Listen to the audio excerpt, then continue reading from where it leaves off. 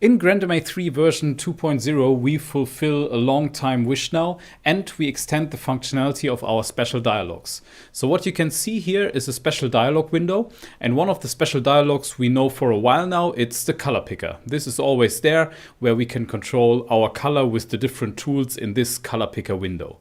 But then the special dialog has become a new member, which is the shaper dialog. And the shaper dialog makes it possible to control the fixtures with their blades or shapers in a graphical way. What we can see here, we selected two fixtures and we see them in 3D putting their spot on stage. And we can see now that we have the shapers and the blades here available in this special dialog. So we can easily control the shapers and blades over here.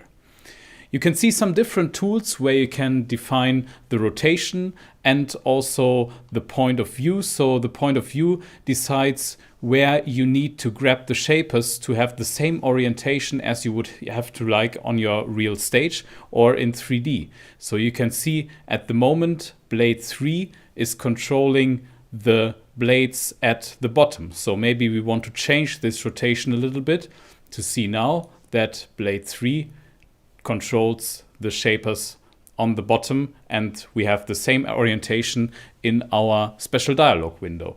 So then we can again control all the other blades as well. Define our rectangle, for example. We have a rotation tool to rotate these shapers again. And then we can do our shaper control directly in this graphical user interface. Or, and this is also when you select this special dialog window, you can control the shapers in the encoder bar as well, where you can see the dual encoders with the blades 1A, 1B, and so on.